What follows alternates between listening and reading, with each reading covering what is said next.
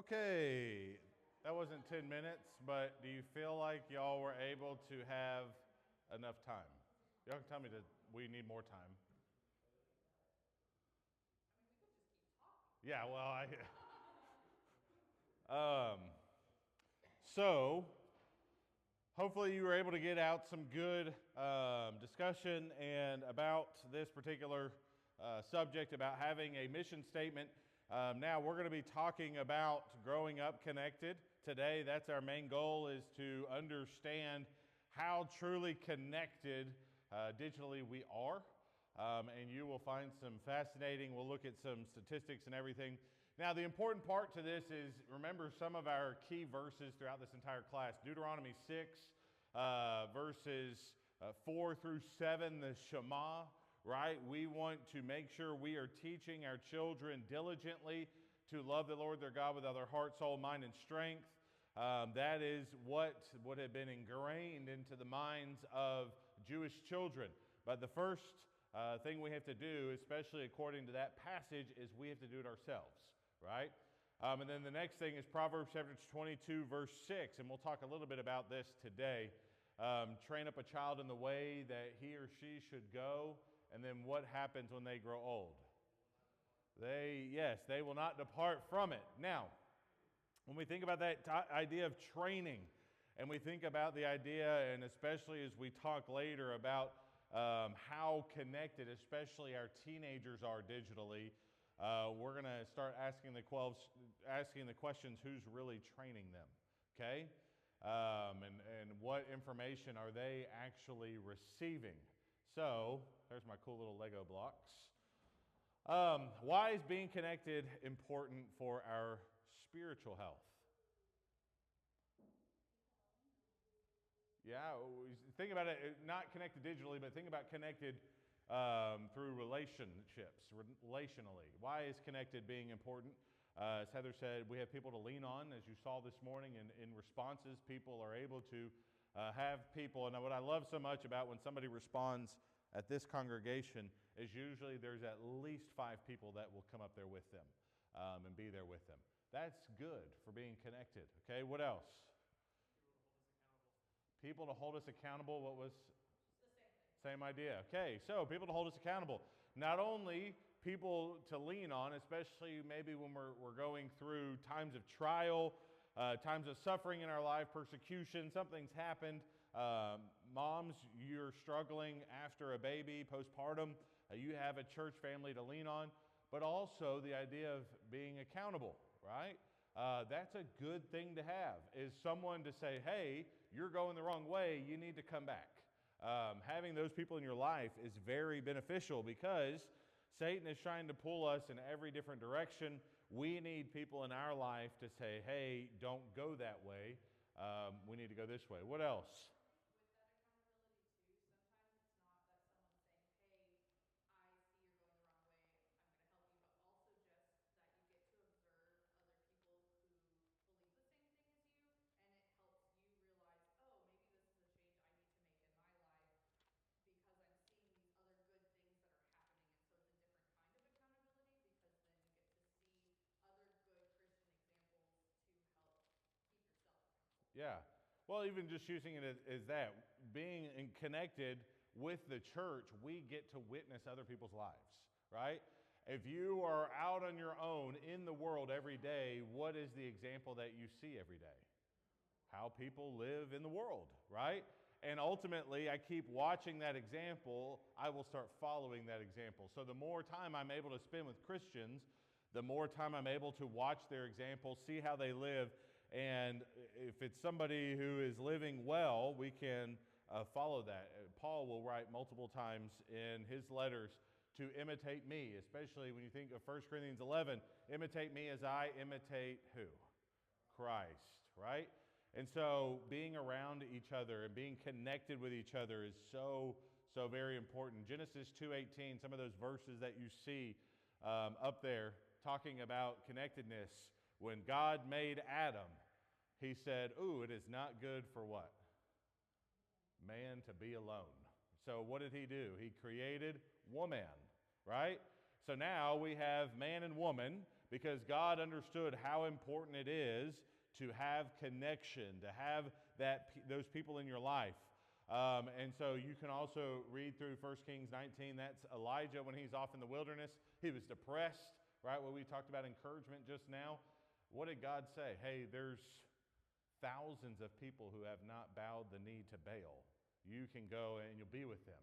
He understood that he was going to have a community of people who had not given in to this false idol worship, and that encouraged Elijah, right? And then you have Ecclesiastes chapter 4, verses 9 through 10.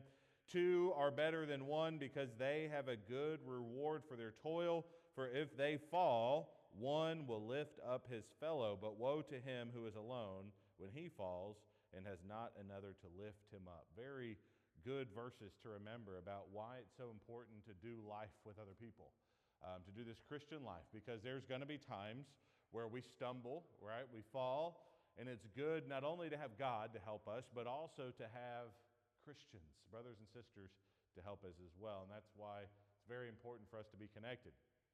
Okay? And God ultimately made us to be connected people. We want to have connections. And so we talk about how did we connect with others when we were growing up. Okay? How many different generations do we have here? Okay? How did you all connect with others when you were growing up? Hunting trips, right? Get to be in the hunting camp with dad and friends and grandpa, right? What else? Playing outside, right? That's where you get to throw mud on each other. You get to hit each other with sticks. You learn conflict resolution right there to hopefully not hit them back with a stick, right? What else? Sports. You were connected with the team. Not only that, you connected with other adults in the process. So there was all these different ways. Okay, now some of you millennials, what were some ways that you were able to connect growing up? AOL, y'all remember that? AIM, right? MySpace, right? That's when all of that, we started to connect digitally, right? Especially in the millennial generation. We had MySpace come about, I think it was about 2003, and then Facebook came around in 2006, where you had to be 13 years or older. I remember when Facebook was where you had to have a .edu to be able, email, to be able to use it. And then they opened it up for everybody. And so we had multiple ways of connecting with one another. It was going to birthday parties. It was having to actually pick up a phone off the wall or one of the ones with the cords, and if you were blessed with the financial means, you got one of those ones where you could walk around the entire house. It was cordless. That was cool, right? And you were able to connect with people. You wanted to call your friends. Back in the day, they had to write letters. Wow, that would have been rough today. Now we write text messages and emails. And so we have multiple ways now of being able to communicate.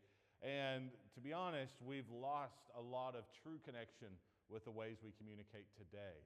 We don't get to be face to face. We don't get to be in those moments with each other. That's why I try to always encourage myself, my family, to have people in our lives that we can go do stuff with, go just hang out with, just be around, talk, and converse. And so it's very important. Here's your different generations, okay, that apparently we still have 7 generations that are alive today. The greatest generation is from 1901 to 1927. The silent generation, 1928 to 1945. We have baby boomers that are still alive and well, Generation X.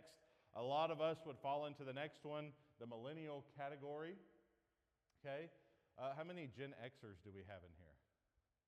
Okay, so we have some Gen Xers. Cool. Welcome. Nice to see y'all. Millennials. Do we have Gen Zers? Nice. Hey, Gen Zers. We don't have any Generation Alphas, but they're hopefully in class. So we have multiple generations here, right, that are present, and we are able, and hopefully through that discussion time, you were able to talk with each other. Our Gen Xers are probably have the older of children's, right, in this particular group. And so they are in the hot and heavy mix of digital connection happening in their lives. And so a lot of us as millennial parents or Gen Z parents, we have younger children who are not quite to that age of being fully connected. And so we're going to be talking about those different ideas, and what this class is ultimately going to do is tell you how connected children are. There will also be a time where we talk about what the American Pediatric Society, I forgot exactly what their title is, what their recommendations are on how connected our children should be. So Joe Wells says this in his book: if you feel you're getting left behind by the rapidly changing digital landscape, you can't just throw up your hands in frustration and say we've got, instead he says we've got to be deliberate, intentional, and purposed, okay? So the idea behind this is you don't want to be like, especially a grandparent or older, and say, or an older parent and say, look, all this technology, whatever, right? You young people, you can have all this technology. We can't do that. We can't just say, I'm not going to try and learn anything. We have to make sure we're learning what technology is coming about, because we can then help do what? Raise our children faithfully, or raise our grandchildren faithfully, right? Because just think about it. If we don't know what technology they have in their lives today, how can we tell them how to use it? How can we tell them how to use it faithfully? How can we tell them and encourage them not to use certain things, right? There's tons of apps out there, different social medias that are out there, where if we're not staying in tune with them, and I know that's probably one of the hardest things to do, is staying in tune with all the different apps. But if your kids go to school, they go to an actual school every day, and they come home, you will learn about all the different apps that kids are on, right? And you'll know which apps. And then that way, once you find out what apps kids are on, you can go online and Google, tell me about this app, right? Whether it be TikTok or Kik or Snapchat or all these different things. And you can research, what is the intentions behind this? What are kids doing on this? What are some very negative things that are happening on this? And that way you can make the best parenting decision that you can, because like he says, we want to be those three things in our parenting. We want to be deliberate, intentional, and purposed, right? If we have a mission statement, those three statements come in very handy. We want to be deliberate. Our goals, we want to make sure we are intentional about achieving those, and we want to make sure we're carrying out the mission for our families. Okay, so here's our current connectedness in, this is from various data that he puts in his book, from 0 to 8 years old, okay? On average, 0 to 5-year-olds spend 2.5 hours a day in front of a screen, okay? Whether that be a tablet, TV, or phone. 5 to 8-year-olds spend 3 hours in front of a screen per day, 39 minutes of online streaming services per day. On average, 50% of 2 to 4-year-olds have their own tablet, okay? And then 67% of 5 to 8-year-olds have their own tablet. So who is getting these tablets for these children? Yeah, parents, okay? And I'm not saying that's good or bad. That's for you to decide in your parenting. But just to know, a 2 to 4-year-old is getting a tablet not just because it magically appeared. It's because parents or grandparents have given it to them. Current connectedness for our tweens. Those are those 9 to 12-year-olds. Notice 42% of U.S. kids have a phone by the age of 10. 91% of U.S. kids have a smartphone by age 14. 68% in this category have a social media account. Okay? Now I want you to notice, tween is 9 through 12 years old. Okay? How is this possible that 68% of kids in this category have a social media account when all platforms say you have to be at least 13 years or older? Huh? You have to put in a birth date. Okay, good. I'm glad you said that. You have to put in a birth date. Should we have to verify everything we say every single day? Should our children have to do that? Or should we just be truthful in all we do? So, what is a child doing if they're able to get on Facebook? They're putting in a fake date, right? To make sure they're at least 13 years or older. That is for every single media site, social media platform. The reason is because of the Children Online Privacy Protection Act, okay? It is required by law that no social media site gathering information from somebody is allowed to have someone who is 13 years or below, okay? That is to protect children from their information being given away to people. That is, notice it shall be unlawful for any operator of a website or online service directed to children or any operator that has actual knowledge that is collecting or maintaining personal information from a child to collect personal information from a child in a manner that violates the regulations prescribed under this part. In other words, kids cannot have a social media account, okay? So if they are, who is letting them have that? An adult is, okay? And that adult is letting that child know it's okay to lie about your age, okay? I'm just trying to put this out there because what is on social media? A lot of times adults are like, I don't want to be on this anymore, right? Because what's on it? Politics. Rarely is there positive things put on social media, right? Now, thankfully, there are, since the COVID age, we've had a lot more churches putting a lot more information on social media. Great. But is that what is the most popular things on there? Probably not. Usually you'll just run through different media. I don't know, Facebook is, their algorithms are completely wild nowadays to where all you just see is just negative stuff all the time. And so, yeah, but children are getting to see that now from 9 to 12 years old, okay? Minimum age requirements. These are your most popular social media sites. Facebook and Instagram both set their minimum age at 13 in compliance with the COPPA. TikTok, Twitter, or X, and Snapchat, those are all 13. YouTube has created YouTube and YouTube Kids, okay, to allow children to have an account. Pinterest, Kik, and most other social networks all enforce a 13 age requirement, okay? So how are these children who are under the age of 13 getting on there? Parents are allowing them to have permission, ultimately lying about their age and things like that. Current connectedness with our teens. On average, teens spend 9 hours a day on screens, okay? 4.8 hours are used on social media apps. Now again, this is general of every teen or a large group of teens in this United States. Teens receive 237 notifications every single day, okay? Now, just imagine if that teen had an Apple Watch on and it vibrated for every notification. How are they ever going to listen to their teachers when it's just like all day, right? Yeah. Also, I don't know if y'all have ever taken a deep dive into how to unconnect yourself. That's not an appropriate grammatical use of that word, but how to disconnect yourself. That's right, disconnect. Okay, sorry, I'm gonna get there.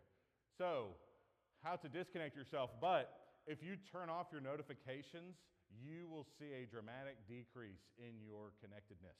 Because when your phone pings you, or all of a sudden you see all those different things, your mind automatically responds with, I need to look at all those. And then those really good advertisers will all of a sudden get you to click on something, and then you will spend 20 minutes scrolling through all of that. So now imagine our teens have 237 of those opportunities for them to scroll all day. That's how you get to that 9-hour mark, okay?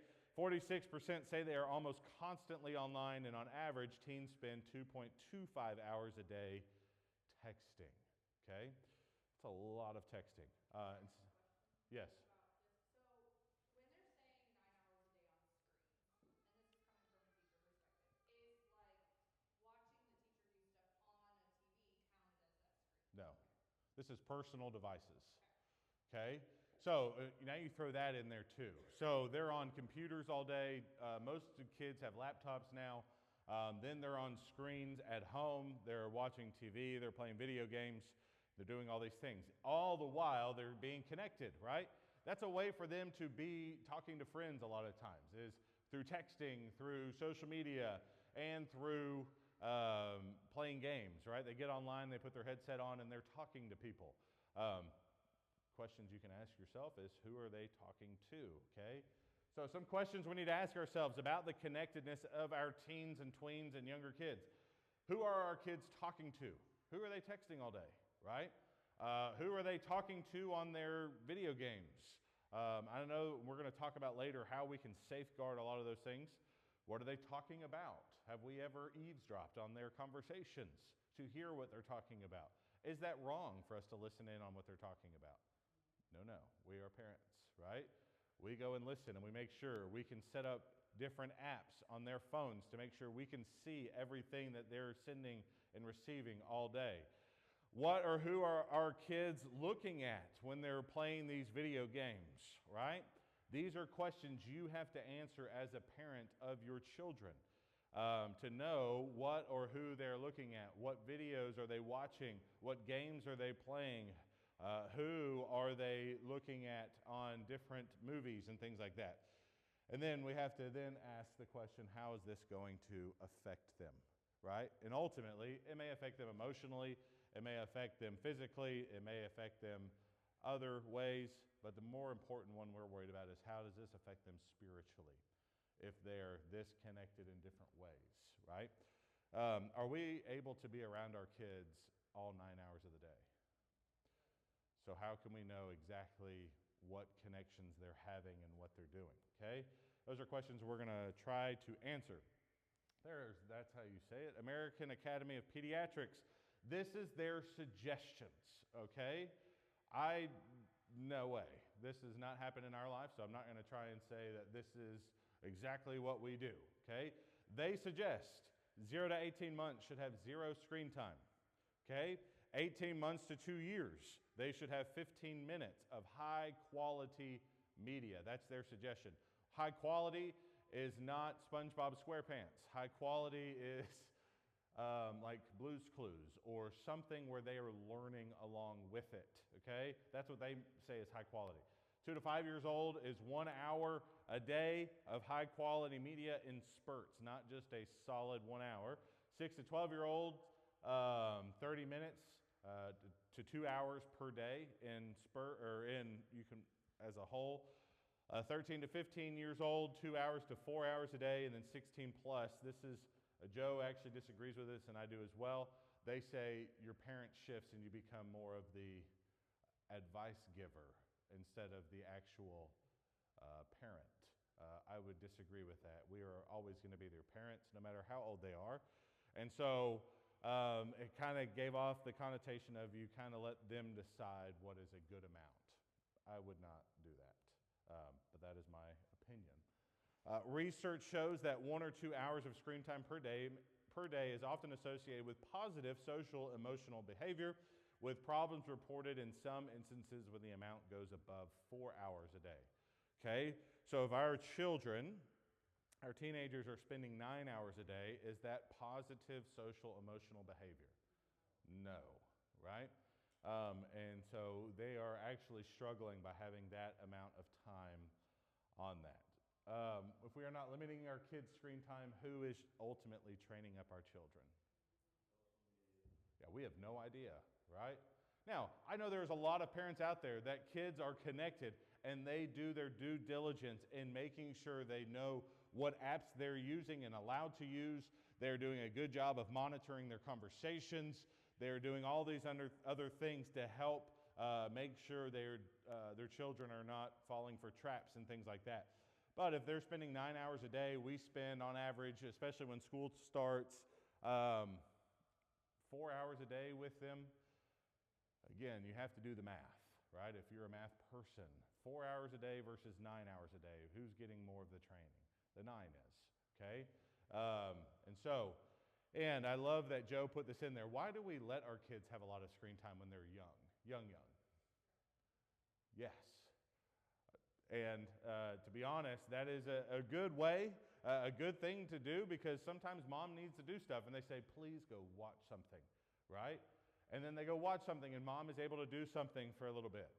And to be honest, that's what Joe even talks about in his book. He says, if you don't have your kids doing more than this amount of screen time in a day, he says, I don't know if I trust you, okay? Because we let our kids have this screen time because we need a little bit of a distraction for them. I'll be honest, Heather and I go on walks every day, and we let our kids watch a specific show because we're like, we need our alone time to go and talk, okay?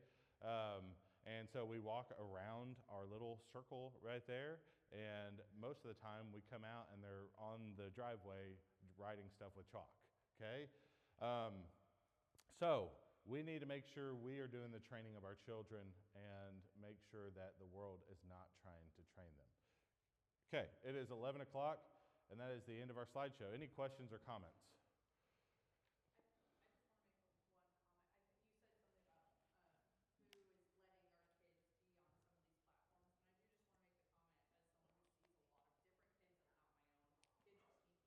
Yep. And I don't really think necessarily that they're always being let to do things. It's also a fact of even just the little time that maybe they're allowed to do, they're learning how to do it so that they can do it when they're not let to do Yeah. it, if that makes sense. Who gave them the phone? Right, I know. Yeah. I understand that. I just, Yeah. there are still, even with safeguards, there are still times that kids figure out a way around it and figure out a way for their friends to help them, who maybe the friends don't have as many like things in place. Kids are sneaky. Yeah.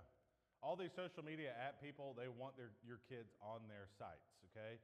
And so they will offer other apps to hide those apps and other things like that. And we'll talk about different options for you, because when kids get older, they have more stuff they do, especially when they're driving. And so we're like, hey, we need you to have a phone. We don't want to learn something that happened to you through a police person calling me, okay? And so we give our children phones. Do you have to give them a smartphone? There are cool options out there, and we'll talk about those as this class goes, to where we don't have to give them a connected device, but we can give them a device that is able to text and call, okay? Yes?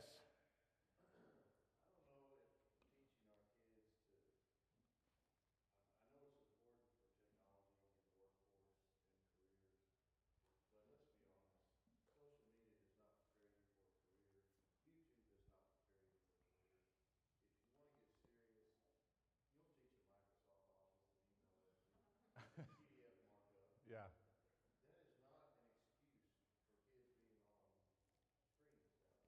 Yeah.